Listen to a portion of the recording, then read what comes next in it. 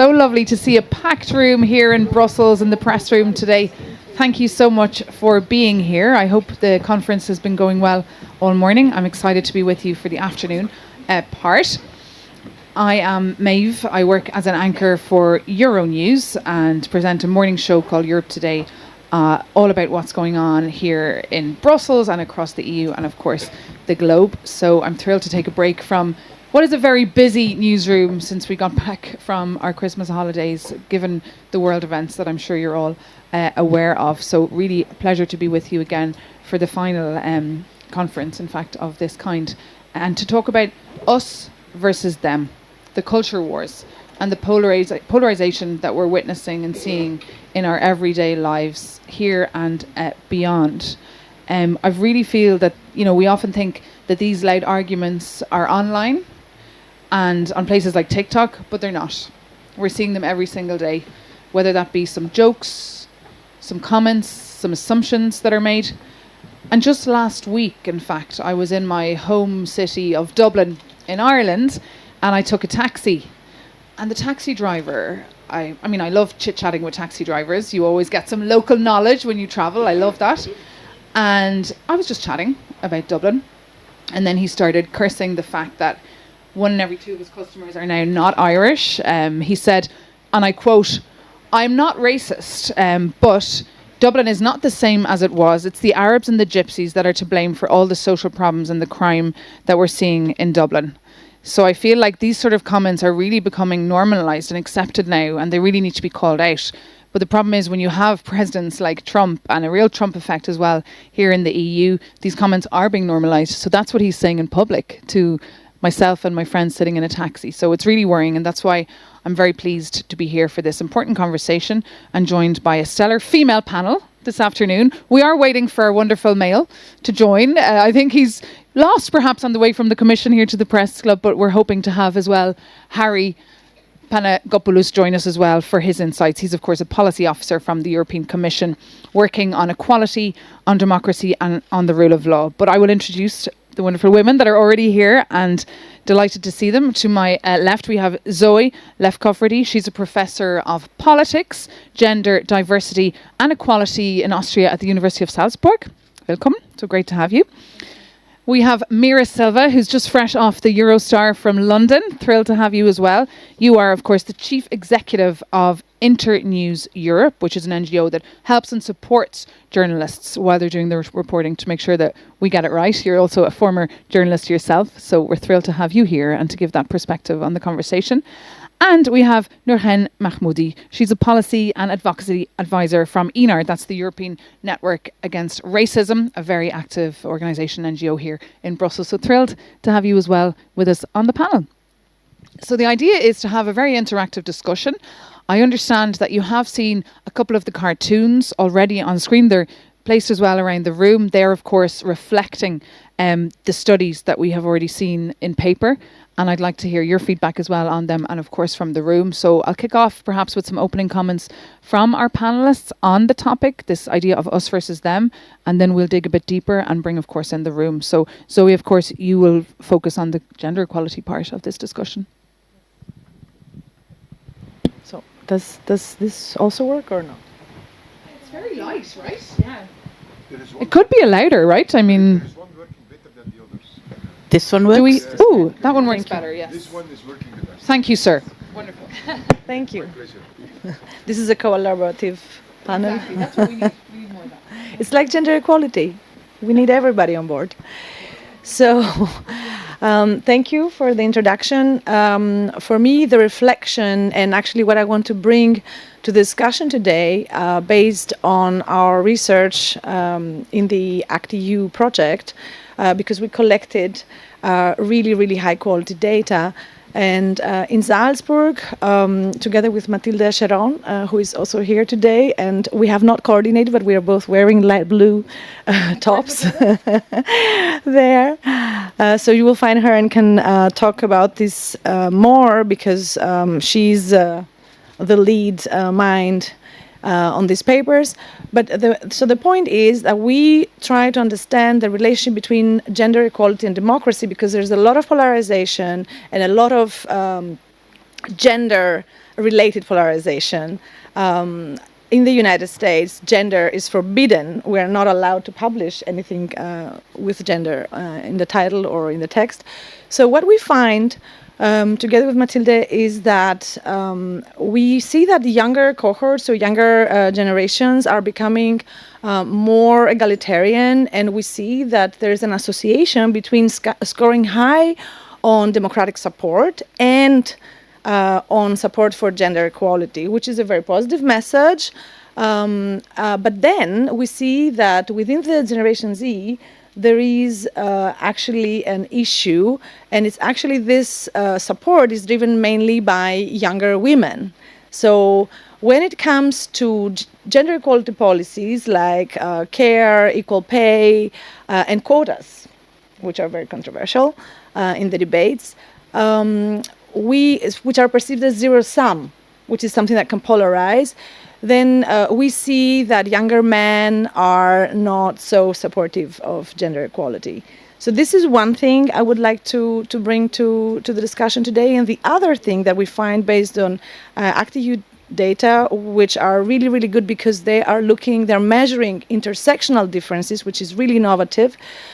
So we are looking at different groups in society, and we see that, for example, the LGBT community, which is obviously not so well represented objectively, in the parliament, they, however, have very positive perceptions of their representation. So actually the subjective perception is much better than the actual.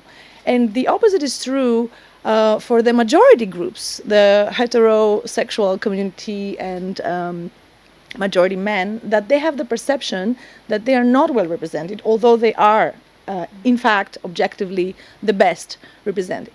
So we have also to consider the subjective perceptions and the feelings of people that can be mobilized, in this like hate and this us versus them setting. Thank you, Zoe. Meera? Hi, thank you. So I'm Meera Selva, and I was a journalist for 20 years in Europe, Africa, Asia, kind of globally, and now I work for Internews Europe. And Internews Europe works outside Europe, despite its name. We're based here, and most of our funding comes from European donors, but we work in very communities that are not used to the concept of press freedom. So we work in kind of countries where you don't often have much of an independent press. We work with journalists who are working in conditions of extreme censorship, of extreme danger. We work in post-conflict societies, inside conflict societies. And what we talk about there, it's not so much about polarization as about getting the audiences and communities to understand one another. So when you look at polarization as it appears in Western Europe, certainly there is an anti-immigration narrative, there is an anti-women narrative, there's an anti-minority narrative. But in much of the world, these narratives also exist, and they are kind of backed by violence, and they're backed by a complete disregard for human rights, a disregard for the rule of law. So what do journalists in these circumstances do? And all they can do is firstly try to report, but holding power to account in these situations can be incredibly dangerous and sometimes almost impossible. But what they can often do, and do very well given a little bit of support, is make sure that the voices of the communities they work in are heard. So this is local journalism, or it's hyperlocal journalism, but it's about really making sure people get heard. And I think that methodology, or that kind of tactic, is something that we really need to look at in Europe now when we look at polarization, because a lot of the roots of polarization are people feeling disgruntled, ignored by the media, by their politicians, by civil society groups. And so trying to create a forum where people get heard and are recognized is really, really important. At the same time, a lot of the work that we do is about, we do a lot of work in digital safety, and a lot of it's about keeping women safe in the digital public space and keeping minorities safe in the digital public space. And what we've really seen in recent years is this has gone backwards massively. So, when the internet started, it was this free open space, and people were very slow to realize the levels of misogyny that were happening there, and the levels of attack women in the public eye came under. then there was a move to recognize this and kind of set some norms. And I do feel those norms are really, really being eroded. And this, again, is kind of really leading to polarized debate because people are having conversations in completely different spaces.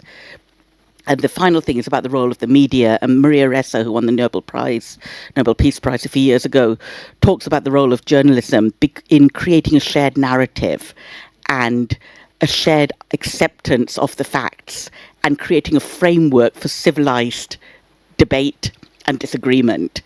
And as the media declines, it becomes less financially viable. Lots of places are going out of business, cutting jobs. And while people start losing trust in media and politicians start attacking journalism, that space for a shared narrative and a framework for civilized debate that ultimately should result in an election disappears. Well, you mentioned shrinking media. I think yesterday was a good example of that, a very dark day for the media with Absolutely. the Post letting go of so many people so dramatically. Reporters in the middle of their field reporting being told just overnight, your job.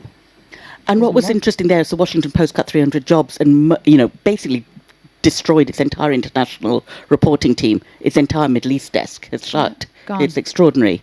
Reporters in Ukraine. That is extraordinary. And you mentioned, of course, Maria Ressa, who was recently in Brussels, in fact, giving a speech in the Parliament, and who, in fact, won that Nobel Peace Prize. If you haven't read her book, I would also really highly recommend it. Thank you so much for those opening comments. I'm really curious to hear about challenges on the ground and also some perhaps success stories where you've had some change. But we'll come back to that a little bit later and bring in our next speaker, Nourhene. Thank you very much. Thank you for the invitation. As Méabh said, I am from the European Network Against Racism, which is a Brussels-based European network of more than 160 organizations that advocate for racial equality. And this means that to this conversation about polarization and the cultural wars, I will be talking about structural racism because I think when we look at the denomination us versus them, I want to challenge the premise that this is what we're calling cultural wars is primarily cultural, because what we're calling cultural wars is actually about material power. It's about who is holding power, who is holding the resources, who makes who defines democracy in the first place, but also who bears the weight and the cost of the colonial legacies. And I want to make a very concrete example. So during its 132 years of colonial rule in Algeria, France has extracted around $575 billion in resources in labor, forced labor, resources, and a number of different things as well. And this was obviously used to build French prosperity and French institutions, etc. But when you go to France right now, when you look at the Algerian French community in France, what you see there is that there are high rates of unemployment, almost like double, and you also see that there is concentrated poverty and there is police violence. So when politicians go to the media and say publicly that this is about integration and this is about cultural incompatibility, what we are seeing there is that the use of culture talks to actually obscure something that is always missing from these discussions, which is about the colonial responsibility of Europe and what does that do in previously colonized countries, but also what does that do for the racialized people that live in Europe. And this is almost missing from all of the different discussions that we're having at policy level. When we talk about cultural wars, we're talking about polarization, we talk about anti-discrimination laws. The recently published anti-racism strategy, which I'll be very happy to talk about later on, yes, it keeps important terminology when it comes to structural racism, but it completely misses the point in terms of addressing properly the systems of oppression that we have inherited from the past and that are still shaping our world today. So yes, when we speak about, us versus them, for me, the critical question is who gets to define the us? Because historically speaking, European democracies, that definition, it excluded, racialized people. It excluded migrants. It excluded Roma. It excluded Muslims. And it excluded Jews to begin with, right? And so this isn't contemporary polarization from my perspective. This is something that has always existed. The dynamic of, colonization and the dynamic that colonized people and, racialized people were subjected to. But now it's becoming undeniable. It's becoming more visible because racialized people, alongside, their allies, are also organizing themselves all around the world and organizing themselves in Europe. But what we are seeing the consequences for that is repression, shrinking of the civic space. That once again I'll be happy to speak about. Thank you. Indeed, and shrinking of funding for NGOs. So what are the root causes, do you think, for this polarization, which, as we can see, is getting worse as opposed to better? Zoe? Thank you. So, I'm also, I've been working for many years on political parties and competition, and how parties are trying to gain ground on the political space, and how they try to appropriate the issues of other parties. So what has been happening in the last decades is because European economic integration has dampened the economic differences between the center-right and the center-left. So the cultural dimension became more prominent because they could not compete on the economic. So that was a very big opportunity for the far right to capitalize on cultural issues and immigration. And we all know now, if you ask who owns the issue of immigration, there's only one answer. So this has been a very successful strategy. And what they did afterwards was first to compete with against the center-left on welfare issues, which they framed in an anti-immigrant frame. So the deservingness of social provision and access to the welfare state was actually, dependent on whether you were native French or native Austrian. And then now what we see is that now this third stage is that they are also framing in the same frame anti-immigration the gender equality issues. So on the one hand, you have they portray gender inequality as something that is imported through immigration.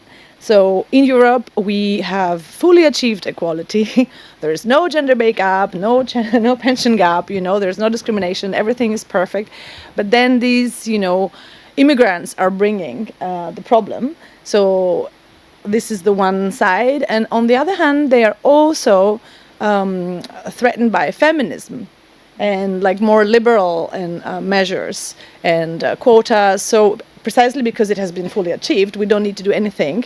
And you have Alice Weidel, which is the paradox. So you have this elite driven, very successful strategy by the far right, and you have really they're a little bit lost. The center-right was for a while not really doing anything. Immigration was not so much politicized, and in the end they co-opted the discourse, right? And even some social democratic parties are also a little bit, anti-immigrant. So because this is what works, right? So I think that this is the issue, what will happen with the rest of the parties, because the far right now is actually driving the game. So what sort of EU then are we creating with this move, 10 years forward? For me, because the European project is a center-right project, they created it, so it's in their hands to destroy it. I think that they really should see the responsibility now that either they will, they have to disassociate themselves from this racist narrative. And, somehow, we need to reimagine Europe. It's a bit like the taxi driver, I'm not racist, but, and we're seeing that now in kind of the business as usual approach. What role here can the media play? Because of course the media, and as a journalist, I know what a huge responsibility we have every day in the way we frame stories and the visuals we use, especially as a TV, the visuals we use to depict a certain story, a situation, a protest.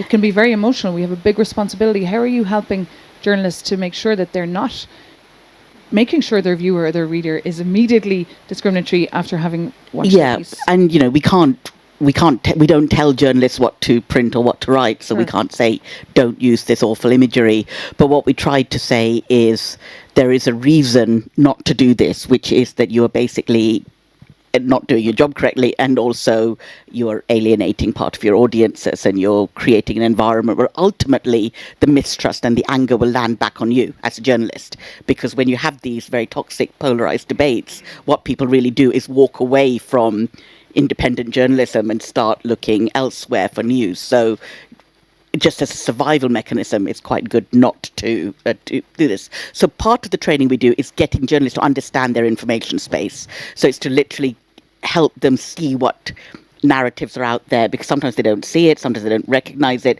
So they're writing stories and not seeing how this feeds into a wider narrative. So adding some context. So you might write about a problem with access to healthcare, and you just need to be aware that there is also a narrative that is saying, and it's because all these immigrants are coming and taking up all the hospital beds that you can't get seen, and it's important that you recognize this. The other thing is sometimes understanding the people in your midst, and I think this is where journalism has sometimes failed quite a lot, because the media industry is not particularly diverse at the high level, so you end up with a situation where people just don't understand much of the kind of communities. And we did some really good work in Moldova, actually, just when the Ukraine war started and you had this huge influx of refugees. So part of what we did was absolutely support Ukrainian journalism and Ukrainian journalists, both in the country and as they had to leave. But we also went very quickly to work with Moldovan journalists to say, you also need support because your story is changing. You've gone from being domestic reporters to trying to report on a war that's pretty much on your front line. How do you do this? And then how do you report on the refugees? And how do you both report on the refugees arriving for your own traditional audiences? So try to explain to them who these people are, why they're here, what the situation is. But also, again, to the newcomers, you can also be the media service for the people arriving and provide quite sensible information about where to get basic service provision, how to get access to services you need, how to get your voice heard. So I think it's about getting journalists to understand both the information space and the audiences. I just pick up one thing that you said is really important about what's the European projects. I've felt this very strongly. I'm of Sri Lankan origin, I'm British, I've lived in Germany. My family speak, we're all fluent in German, but also French, Italian, Spanish. We will never get an EU passport because we don't have any grandmothers who happen to be Irish or German. But we are, and my children attend a European school, the only one of its type in Oxfordshire. But we will never be considered European now post-Brexit. And I think the EU does have to think about what does it mean to be European, because what's really alarming is the idea of European identity is going back to blood. It's going back to this idea that if you have ancestors, you were born here. And so you can't talk to immigrant communities who have been here sometimes for generations and say, we need you to integrate. However, we will put a defining factor that says you are not entitled to the same rights as others. A little move, though, positive move when it comes to the EU and the UK. A summit will take place in May, and there is a little bit of a reset in relations, but I understand your frustration there. Your view, just back to the main question we posed there about this polarisation, how it's getting worse, what you're seeing based on your studies. Yeah, I think so. I wanted to because we talked about migration or immigration, and I think there's a very important point, especially of like the research, the ActEU research and the different findings. And I think when we talk about immigration, we have to say obviously that it's very much weaponized in the public, the political and the media discourse. And immigration isn't naturally polarized because the right of mobility should be a right of everyone. But that's not the reality, unfortunately. And it becomes a problem when the person that is migrating or leaving is a racialized or a black, a brown body. So I think it's really important that we really understand that, especially like from the findings of this ActEU, the cartoons. Finding number 4, which for me was interesting, it shows that the populist discourse in Central European countries is, quote, elite-driven, not demand-driven. right? And politicians are manufacturing this polarization because it's a deflection strategy. It's a strategy to not focus on also the real sort of like problems of like the housing crisis, like the economic crisis, the precarity that is touching people and it's touching everyone, right? And and the problem is being framed as the migrants are not are the issues, like racialized people are the issue, but where's all of this discussion about, for example, billionaires, or about, taxing the rich, which is not really, part of our discourses, right? There's, I think, an attempt in the US to do that, but when we talk about our own politics, European politics, or even domestic national politics, they're still very much resistant to close that gap between, the most rich and those that are living in poverty. And something that for me is also quite interesting that I always would like to bring to the discourse when we're talking about immigration is once again the historical dimension of racism. Is the historical dimension of racism that is absent from these discourses, political discourses, when we're talking about immigration, when we talk about the Migration Pact, when we talk about this new, deportation or return directives. Like, where is all of that? Where is the historical dimension? Where is Europe's responsibility in creating immigration in the first place through centuries of colonization, dispossession, and then criminalizing migration when they come later, when they are seeking, refuge, and they're seeking different opportunities here in Europe? And now you have a migration commissioner, Magnus Brunner, who calls irregular migration illegal migration, which is also very serious. Of course, terminology matters. And for me, the Trump administration is calling them illegal aliens, right? We're not very far from that. So irregularity and illegality is obviously different. Irregularity is about people that don't have documents, undocumented. This is the terminology that we prefer at ENAR. But illegality can be also created through laws, right? Humans are not illegal. So I think that's also part of the discourse that we really need to analyze. And speaking of Ukraine, and speaking of when Russia invaded Ukraine, and the EU and member states rightfully so activated the temporary protection directive to sort of accelerate and receive people and Ukrainians. Where is that when we're talking about racialized people escaping wars and escaping, climate disasters all around? So there is the double standards when we're talking about migration, but it's not doesn't necessarily make it into the high-level rooms of decision making. And that's the thing: can the EU call itself a democracy if so many people are excluded and underrepresented? I think that's the question of the day, and that's the question that the EU needs to address.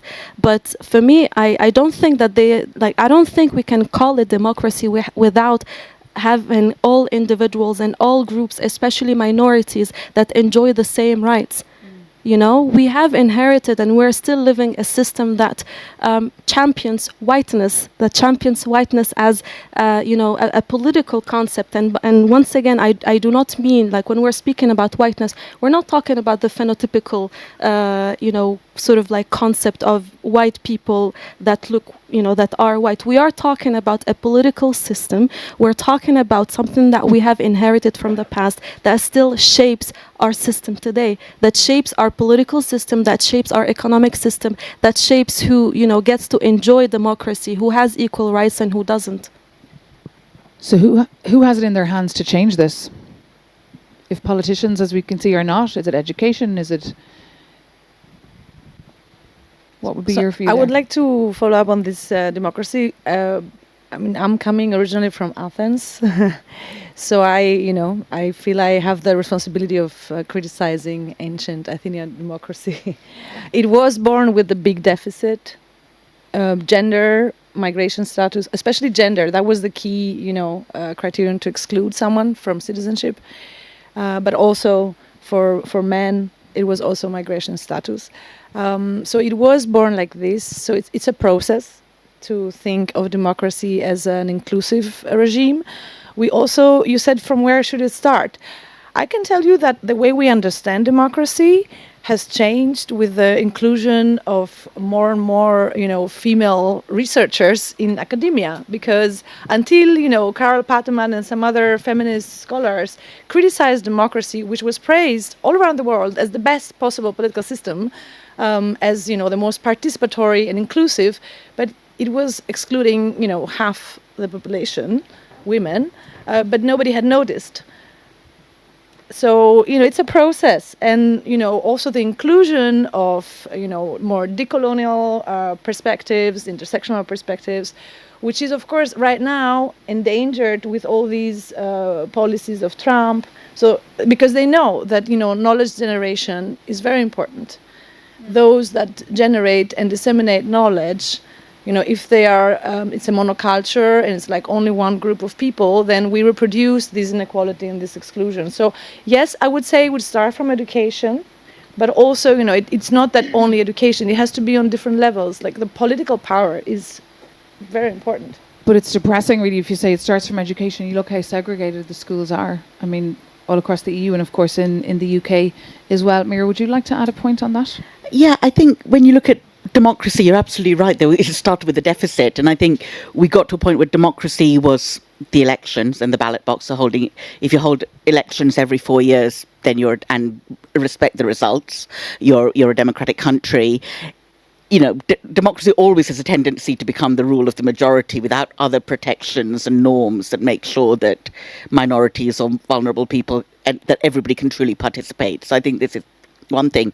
You asked earlier where it went wrong, and I kind of jotted down 3 things. I think the financial crisis and the kind of rising financial inequality really broke something fundamental in society. It broke trust in our leaders, but it also has meant the inequality in society is rising sharply. And I don't think you can have a true democracy with this kind of increasingly absurd levels of inequality, which are also, leading to quite justified polarization. Then you've got the digital space, which is transformed again way beyond the human mind can comprehend, the speed at which misinformation travels, the things that come at us, the fact that we have never got to grips with the technology companies, what they're doing, who they're accountable for, whether they're the good guys or not. We just don't know. But we use them. We make a choice every day to use these technologies and these tools, while also knowing at the back of my mind this dependency is not good. And the third one, you talked about, people are not illegal. And we have Western foreign policy that has led to conflicts and wars all over the world that have triggered this mass migration, mass movement of people, and the climate crisis that has also triggered a mass movement of people. And yet we talk about democracy and elections again very much in national terms, but everything is cross-border. The crises and the catastrophes are cross-border, the information flows are cross-border. Is it really surprising that people start moving as well in that way? So we need a democracy that accepts that we're not putting up borders at all, and we can't go back to that. And you mentioned, Meera, of course, that tech companies, we've seen this week the reaction from Telegram and the reaction from Elon Musk to Pedro Sanchez's speech in Dubai early this week, when he proposed the idea of very swiftly introducing a social media ban for the under-16s, how they reacted to that. I'm looking around the room, and I'm just wondering if anyone at any stage wants to pop in with a comment or a question. I think we have some microphones that will roam around that you can use. While you think of your questions, I wanted to ask you about the whole fact that what we've seen since the new kind of administration here in Brussels, the new commission came in and the new MEPs just over a year ago, is this crackdown on NGO funding, shrinking of civil society, and also a very interesting working group, Nourhene, that's been set up in the European Parliament to actually scrutinise and comb through NGO funding. Can you tell us more about that? Yeah, of course. Is this working? Yeah. And if anyone has a question, just raise their hand. If anyone would like to open a window as well, it's a little bit hot. I don't want anyone to fall asleep. Because I know it's kind of that afternoon dip in the room. Thank you so much. It still feels that it's slow. Can you guys hear me? Yeah, but there is one better. That was the better one. Yeah. Is that the better one? Yeah. Is this better? Oh, okay. Yeah. Cool. Great. I also have a low voice, so much I need a better. good microphone. Yes, that is the daily reality that we have to deal with, as ENAR, and working also with other organizations that are subjected to the shrinking of the civic space. yes, while we're discussing polarization here today, the us versus them, the space for anti-racism and the space, for civic participation and advocacy is actually shrinking, and it's shrinking in a number of different ways. It's not coincidental, it's strategic, and it's strategic, I would say, silencing of those that tempt or try to ask for accountability. And the way that we see this happening is, I would say, three. So the first one is the funding cuts. You see, for example, in Hungary, there is this law, Stop Soros, which basically criminalizes NGOs that support, migrants. In Italy, we have the same thing with, Matteo Salvini's also decrees and laws that want to essentially prohibit support of organizations that are sort of like supporting migrants, supporting refugees. We're also seeing that in Poland, the government has defunded groups that are critical of its policy. So funding, which is also vital for the work of these organizations, it's being cut. The second thing is we're seeing also criminalization. So not only is funding cuts, we're looking at criminalization, we're looking at defamation of organizations that are trying to hold institutions accountable, because let's remember, when we are talking about democracy, and by the way, I'm not really fond of the concept in of itself, because I'm very critical of it, because I don't believe that, also answering your question, I don't really believe we could call it democracy, because it's not equal for everyone. Not everyone is enjoying the same rights. And yes, as the professor said, the concept in of itself was founded with deficits, right? So for me, we cannot say that Europe is the bastion for equality and human rights where this is not upheld at home. So yes, criminalization, and we've seen that, for example, in the past 2 years for the groups and the organization that spoke out against the genocide that is happening in Gaza and is happening in Palestine, and those were criminalized as well.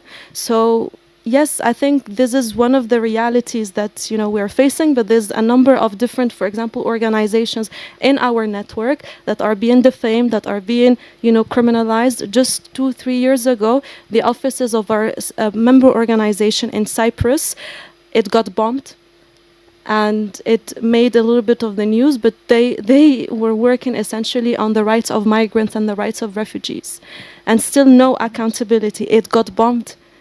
Yes. So talking about that working group, we're seeing the scrutiny against NGOs happening in a number of different ways. Few months ago, the European Parliament established a working group called NGO Scrutiny Working Group. And the idea here is to analyze and examine and interrogate and question, where is the funding of the EC going when these NGOs are granting this funding, which, okay, we are there for accountability, but we need to ask the question, who are the organizations that are being, scrutinized? Because they started with climate and environmental organizations, and next is going to be human rights organizations and anti-racist organizations. And it's a pity we don't have Harry on the panel, because we have a lot of questions for him. I had a lot of questions for him too. He's MIA. We have a couple of questions from the back there, and then the gentleman here at the front. Yeah. So if you just tell us your name, and you can stand up, Shada. You want me to stand? If you don't mind, just so we can see you, yeah. Sorry. No, it's all right. Lots of things to pick up. I'm Shada Islam. I run my own consultancy. I've been in the business for some time. 3 points that I think are worth raising here. First of all, we talk about journalists, but it's actually the publishers who are increasingly moving to the far right and to the rightist agenda. So I think really the onus is not on journalists, because some of the publications that are far right, the journalists are very, very good. So I'd like to make that point. Secondly, it's also a question of the columnists. So we're talking about journalists, but the commentators and opinion leaders are, I think, very important when we're trying to talk about a more inclusive Europe. And finally, it's very good and very true. We have to blame the far right. We have to blame Trump. But let's be very honest about our own mainstream leaders, politicians, and how their voices have amplified what are very racist and toxic discourses. So I think it's very important to keep in view these three things. It's not just the far right and Trump. It's also the mainstream, the progressives that haven't stood up for inclusive values. Thank you. Thank you so much. Meera, would you like to react to that? Just on this point of the publishers, like how far to the right will they shift and what will that mean for the media environment come 10 years from now? Absolutely. And I think actually media ownership more generally is one of the biggest crises facing journalism, certainly in Europe, and we've seen it in the States as well. And I think a lot of the good journalism comes now from much smaller digital-only independent outlets. The problems they face is they still have to deal with the tech companies to get their messages and their stories out. So they have a different publisher, and the publisher is often the owner of X or Meta. So it's absolutely a good point. And opinion, yes, I used to work at the Daily Telegraph in the 1990s, where the journalism, the news was fine, absolutely very good, and the columnists were completely out there. It was more understood then that there were two separate things, but now again, when you see an article online on social media, you don't know whether it's column or whether it's opinion or fact. It's not really clearly labeled. You don't really care. Sometimes you're just seeing the messaging, and it does absolutely kind of muddy the waters. We'll take the gentleman there at the back with the glasses, and then we'll come to you. Thank you. Thank you to the host and the panelists. Is this working? Yes, yeah, we can hear you perfectly. Thank you. It was super interesting talk so far. I have a million questions, but I'm only going to ask you can join two, me on stage. if that's all right.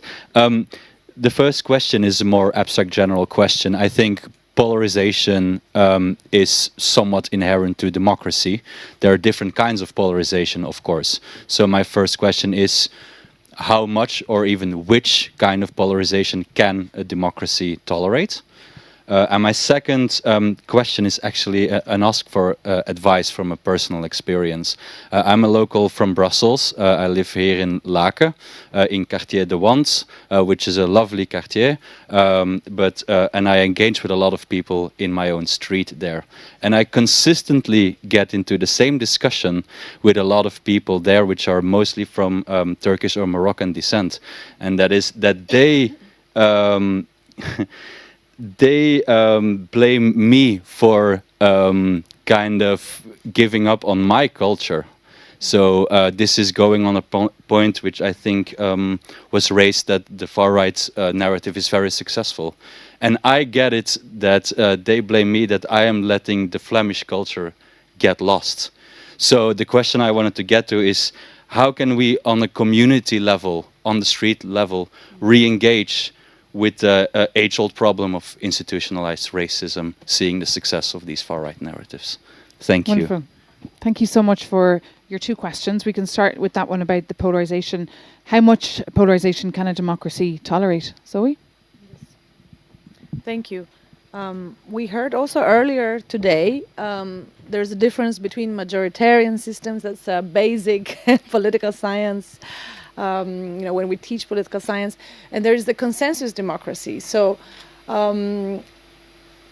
polarization is easier in majoritarian democracies, because in consensus democracies, where you have coalition governments, you cannot really go into that degree of toxicity that you can afford in the US system, for example. And for me, both as a political scientist and a citizen, I'm still a Greek citizen. So I also have, the issue that I cannot vote in Austria for the national elections. So that's, it's not just the migrants from outside the EU, it's also the intra-EU migrants that are actually, not able to voice themselves. We're having issues with redefining democracy, if democracy, is actually serving a transnational, multicultural community. So it can only be a consensus democracy, if you have so many, so much diversity. And isn't that the motto, right? United in diversity, but we don't have it really in the institutionalized. We don't have it in the institutions. Like the European elections, they are organized in a way that, for example, I cannot vote for a Spanish party that is really congruent, with my political preferences. And actually, if I would like to found a European-level party, I would need to create caucuses in every single member state. So, in fact, the system is made for, nationalists and very national level thinking, although we need supranational policies, and we can only change things now with supranational policies. So again, the responsibility, yes, it's not in the hands of the far right, it's in the hands of the center right that created the European project, and the center left that with a little delay supported it, because they are the ones who rebuild Europe after the World War. So it's now really in their hands to realize the responsibility, and they have to create new types of alliances. So it's also difficult because they, as I said, they have converged economically, and that has been bad for them in terms of, looking different from each other. But they have to now, if they want to save European values and democracy, because we are in a very different world than we were, 10 years ago. And they need to change first how, we understand democracy in the European Union at this stage of European integration process. So I think this is now, because we had efforts to transnationalize candidate lists, and it was actually blocked by the center-right. There was a little bit of momentum on that, indeed. So although there is an economic market, there is no political market, an integrated political market. So I think that would be, in my opinion, the step. It's a very bold step, but in a way we are delayed, because we cannot have the capital moving freely, but the voicing of the people not moving freely. Sure. Meera? What? Sorry, what, the question. Do you want to I'm going to reflect? pass to you.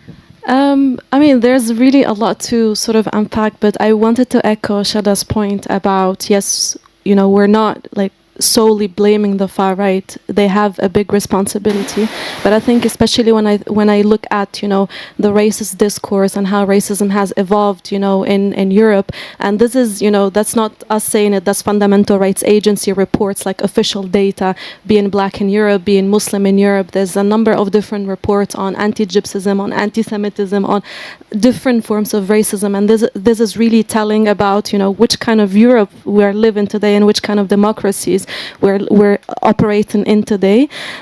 Yes, the mainstream parties have a big responsibility in not calling out, for example, racism and flirting with the far right, and the cordon sanitaire with EPP and voting alongside the far right. They are responsible, and they are complicit in developing and sort of nurturing that kind of Europe in which we are living today. So I think that's, for me, it's a very important point. And we need, the progressive leaders, we need them to wake up and to stand up to the far right, and to stand up for human rights, right? Because I don't think, if we're talking about, what kind of solution or what kind of model we need to be looking at, anti-racism, human rights and equality should not be a footnote. It should be at the center of this discussion. It cannot be compromised. But the FRA, the Fundamental Rights Agency, I've read a lot of their studies with great interest, but I also witnessed that a lot when I travel, be it on a plane or a train, people being pulled aside and scrutinised because of the colour of their skin. So it really is quite frightening to see. Could you perhaps react as well to his second point there about his day-to-day life in Laeken and how the communities are interacting with him? Yeah, would you repeat the question, because I didn't fully get that. How they said you were to blame. Oops.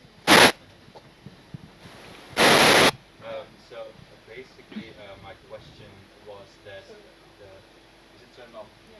I'll speak loudly then.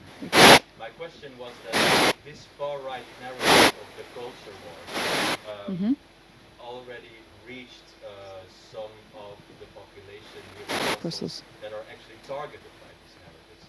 And I gave an example from my personal experience, where I live in a predominantly Moroccan quartier, where they blamed me for throwing away my Flemish culture. So my question was how we as a community, because we feel very connected despite race, nationality, whatever, how we as a community can re-engage with the age-old problem of institutionalized racism, seeing the new success of these far-right narratives. Yes, thanks for re-explaining again. That's a really good question, because for me it makes me think about, what is next and what should we do. And I think everyone has a responsibility, right? If we talk about racism, if we talk about exclusion, where it's not about just obviously sort of like the institutions that not only they have to wake up, they have to address their colonial past, they have to, you know, we need to be talking about reparation as well, and we need to be changing the discourse. But also us as citizens, as people, as humans, we also have a role. We have a role in establishing spaces of dialogue. We have a role in sort of applying solidarity, because solidarity means that me as a Muslim hijabi woman, as a young professional, I have to understand, you know, what does it mean, for example, for a Roma person to be subjected to racism, or what a black, you know, disabled person, because we also don't talk about intersectional discrimination.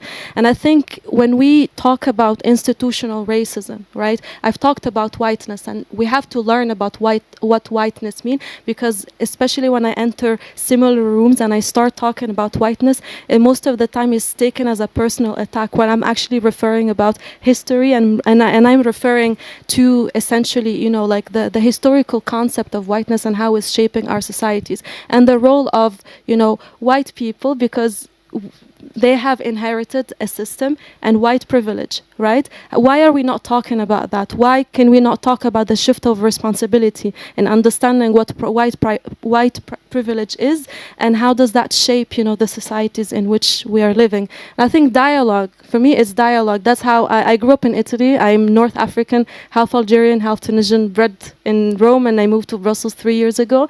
And I found it very interesting to sort of establish dialogues and just simply talk to people, because the change will not come from the top. I guarantee you that it will not come from power. It comes from mobilization. Look at how people, like, there's a shift. I mean, you can say that as journalists, there's a shift, especially when we're talking about, you know, Palestine and the genocide. People would not be able to say that Israel is committing a genocide, or we cannot talk about what is happening there 3 years ago. But there is a shift in the media as well. And why do you think that is happening? People, mobilization, you know, human-to-human connection, and uniting in our own struggles. And we saw that during COVID, didn't we? The power was in the people's hands, how everyone helped each other. Meera, would you like to add a comment? And then I'll bring you in for your question. Yeah, I think you can't blame the far right. And I think from kind of the media perspective and the attacks on media freedom, the most shocking thing in the last few years, how mainstream it has become to attack journalism. So you see the President of the United States, the Prime Ministers of Western European countries openly saying, don't trust the media, attacking individual journalists. And this is really, really actually quite unprecedented. I think that, you know, there was kind of far more of an acceptance of press freedom, and this is not from the far right. This is mainstream. So absolutely. And on the culture Flemish point, I think there's something really interesting about identity and culture and the future of the European Union. So Europe has long thought about, are we a Europe of the regions? You know, is it a group of nation states coming together? Do the regions have an identity? They used to be a thing of the 5 motors of Europe, and the idea that the regions can somehow find their own purpose and power within the European Union. And I think we're moving away from that a little bit, and then it becomes, what is culture? Is it national culture? Is it a regional culture? Is it a local culture? And that's a debate I think every community needs to have, and every country needs to have with itself. Again, I think, it had the debate once. There was a tendency to move everything towards the unitary state, suppress minority languages, then a slight resurgence in Welsh, Gaelic, Flemish, but I think we haven't yet settled on where we want to be with that. Thanks, Meera. Gentleman there at the front, I'll give you a microphone, yeah? Just tell us your name. My name is Andy Vermoot. I'm from indegazette.be. I'm a journalist myself. I do it for free. It's a hobby. So, but I write a lot. Oh, you shouldn't do that. No, I write a lot. But I just want to say we are blaming journalism, but sometimes we should also blame the people where we talk with. So, because we have to do some interviews with people, and these people are making the narratives. And most of the time, it's the politicians making the narratives. It's also the justice system making the narratives. When I get a press release from the Justice Department, and they say there are 2 Albanians involved in prostitution, or there are 2 Moroccans burning somebody alive, they put it in the media. And it's the justice system who gives this information. Should we not bring this as media anymore? Should we not be truthful anymore? And another thing is also the Jewish community face a lot of polarization. I know a lot of Jewish people in Belgium. They don't dare to wear their kepi anymore in public. They're afraid of showing their identity. And I think also there is also polarization, not only on the far left, but also on the far right, but also on the far left. And we should also tackle that and also see that, because we should fight polarization on all sides. Thank you so much for your point and your comment. Zoe, would you like to address that? Yeah.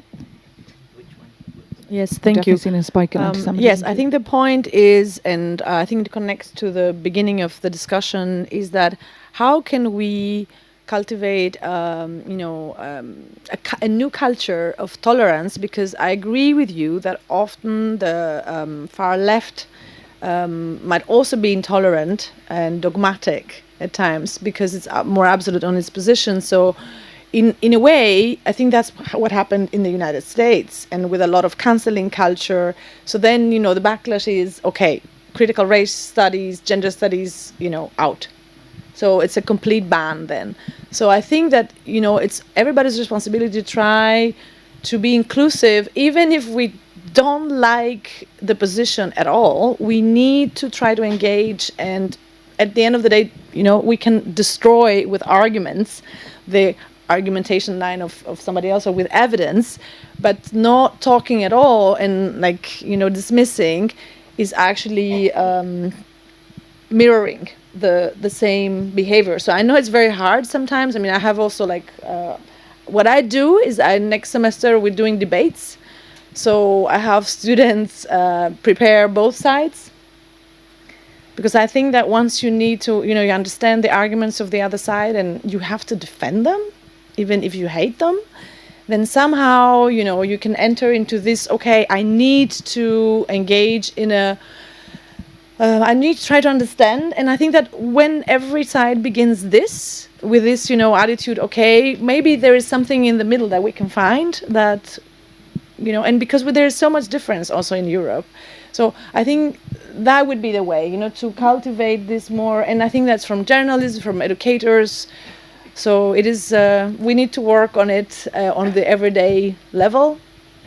And Meera, you might like to weigh in. I know you said you don't tell journalists what to do, but perhaps maybe some reaction to his comments there about those press releases he's digesting. I just think about far right and far left, and I think this is, the political system overall is fracturing, and I'm not sure left wing and right wing necessarily holds, and so we're trying to figure out what this means. And I think tolerance, intolerance, is acceptance, non-acceptance seems to be more where we're going to, and it's not about who's on left and right, but who's willing to tolerate and not tolerate. And also the way narratives come across. So we've mentioned the US a few times, and there's obviously a kind of strong, what we're talking is about far right movement, when it doesn't tally with the far right movement in Europe. And occasionally I'll kind of go on to X and look at the narratives, and there's bafflement that the leader of the far right party in Germany is gay and in a relationship with someone who's ethnically Sri Lankan. It's just complete bafflement. Like, how can this be? But that's because the anti-immigration rhetoric here is not also necessarily anti-gay or anti-LGBTQT, but it might be, and it often is. So I think the way the culture wars play out in different places is different, and people it's very convenient to be able to put things into one bucket, that to say, if you're anti-immigration, you're also anti-trans, you're also anti-bicycle lanes. I live in Oxford, where there are stupid conversations about traffic and congestion charges at the moment, which is really being pulled into the culture wars. But I think actually most audiences and most communities don't think like that. And that's where hope possibly lies, to say culture wars are not, you might have a very strong opinion about one topic. That does not mean you then have to agree with everybody. You don't have to have the same opinion on everything. Well, we certainly need some hope, right? I mean, just looking around the room, anyone? Yeah, we've a comment there at the front. Yeah, we'll just get you the microphone. Anyone down that corner of the room? Oh, just make sure I don't forget. Hi, I'm Tanushree from the Brussels School of Governance. So my question is for Meera. So you just mentioned, how these online platforms and a lot of these culture wars, they origin from the social media platforms and digital spaces. So as someone who's worked in content moderation before, is there hope? Is there a way we can tackle this problem in the future? And is there a way, because I think you also mentioned that, tech platforms are not exactly on the same page as us. So is there a way to make them more accountable? And how do you see this play out in the next, let's say, 10 or 20 years? Yeah, it's a key question. And I think content moderation is one of the worst jobs out there. And I think it's genuinely, I think people get really traumatized because the amount of awful things you have to process. It's really hard, which tells you something about the information space we're living in. I don't know what the solution is. I think one of the obvious solutions is regulation, and this is again a thing that the EU is definitely being the most active player globally on this, because there are existing laws against hate speech, against incitement, against paedophilia. These need to be applied and adapted for the digital space that we live in. The culture wars also start playing out deliberately in strange ways. So I don't know whether you know, there's this absurd conversation about Johnny Depp and Amber Heard's divorce. It was like, are you Team Johnny or Team Amber? Which seems a bit of harmless celebrity fun, but it really drew people in and it pulled them towards more and more toxic narratives. So if you picked one side, you were then really being pushed into misogyny. I can't remember which side was which tells you pointless this, but one side will really push you into incredibly misogynistic, racist spaces, and the other one will pull you into quite extreme spaces somewhere else. And this is the kind of algorithms in the technology companies kind of pulling you in. So a very deliberately that culture was created deliberately to seem harmless and then do real damage. So I think a recognition that we are being manipulated when we're in these spaces is important. Thanks, Meera. One more question there, yeah. We'll get to the mic. Yeah, and another one there, yeah. Yes, hello, I hope you can all hear me. I asked the question before, but say it again. My name is Clemens. I work for Lie Detectors, and what we do is media and information literacy. So I actually love the question about what can we do about disinformation in the digital space. And now was raised regulation as an important point and content moderation as well. But we believe that will not be enough. So what is your take to the panel, to all of you, on media and information literacy, on educating children, but also adults on how to detect disinformation and also how to take different perspectives into account to understand journalism? That's a great question. Thank you so much. Nourhene, would you like to start? Is this the one? Okay, cool.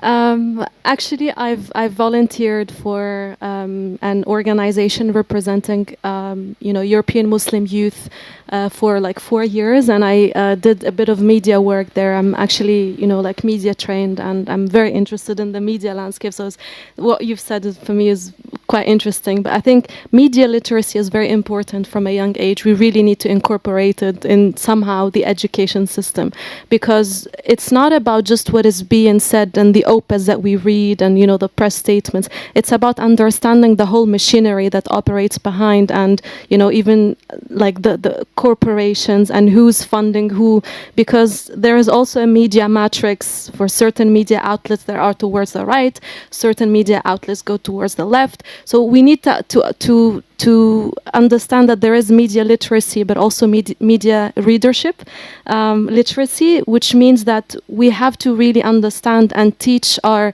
the younger generations how to detect disinformation and how, to try to read not only from one specific media outlet. Like personally, if I want to get the news, I want to see what is what is being said about a particular fact in different media outlets, whether there is left, right, far, green, blue, whatever that is, because you want to see the different perspectives and you want to see how the narrative is being portrayed out there. So media literacy is very important from a young generation, and not only like the mainstream, the paper sort of like news, the newspapers, but now we're entering the digital world as well, right? Most of us, we get also our information from Instagram, or I don't have TikTok, but yeah. Well, there's Instagram, data that X, says the etc. under 30s, most of them are on TikTok. They use it as a kind of a newswire, or like their Google. Yeah. Zoe? Yeah. I think that's your mic. Yeah. Let's try. No? Is anyone here on TikTok? Hands up. Who's on TikTok? Not that many. And who's on X? Okay. Who uses LinkedIn a lot? Oh yeah, okay, LinkedIn. Friendlier place perhaps, okay. For some. And an earlier speaker on an earlier panel, Professor Marin, said we need to reclaim the internet, as a democratic space. And I think that's, connects to your comment now, because it's a process. It's like democracy. It was all new to us. It was a new environment that is rapidly changing. So there is a lot that we did not know how to handle. And I think that we are now at a stage of development that we need to talk about regulations seriously. I want to say something from another project I'm involved, Push Backlash. We saw there in the working package on digital spaces and online hate, they found that actually stuff that would never be accepted offline were tolerated online. So I think that we have not realized that this is like a new context where we function. So also like for us older generations, it's also like a transition to something new. For the new generations, I think they should also show us, what is possible and how they understand it, because they are the ones who were born, the digital natives, in this online digitalized world. Because for me, I remember I was like, submitting handwritten seminar papers in my at the university. So, it's a process, but now we really need to talk about what is acceptable and what is not acceptable, because the way you cannot do stuff offline, you should not be able to do them online.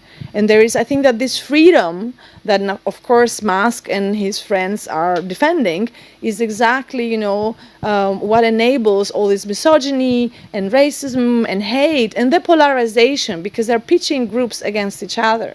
And they are appealing to feelings of, subjective feelings of underrepresentation, and they are mobilizing emotions of resentment against other human beings. So we have seen this in the past here in Europe, and we all have responsibility, to avert it, because right now the US is not our ally in, defending liberalism and democracy. So it's us alone now. And I have to say that we need to also highlight the role of the Commission here, because the Commission is funding ActEU and some other projects and other democracy-related projects with digitalization. So the Commission is really trying, despite the political climate and a very right-wing European Parliament, to push for the generation of knowledge in order to have evidence-based policy, and to regulate also the internet and these spaces. But yeah, algorithms, if you can manipulate the masses, which we have seen happening in the United States, then, you can really it can go really bad. So it's now the chance to speak about, rules. And there's Grok AI as well, which is very scary. I think we'd time for one last question. There was someone there who had one more point. No? Just briefly, I'd like to see your hands in the air if you are in favour of this idea of a social media ban for under 16s. Yeah? Social media ban for under 16s? So about half the room. For over? Yeah, I'm completely addiction as well. Great, thank you so much. Well, I think we've covered a lot. There's so much more we could cover, but I think it's been a fascinating discussion. Thank you so much, Zoe, Meera and Nourhene, for being our wonderful panellists. And thank you so much for your attention, for your great questions, for your interactivity, and I'll hopefully see you now during the coffee break, and then Shada Islam will be up here on stage at 3 o'clock for the next panel, so enjoy that. Thank you for your attention.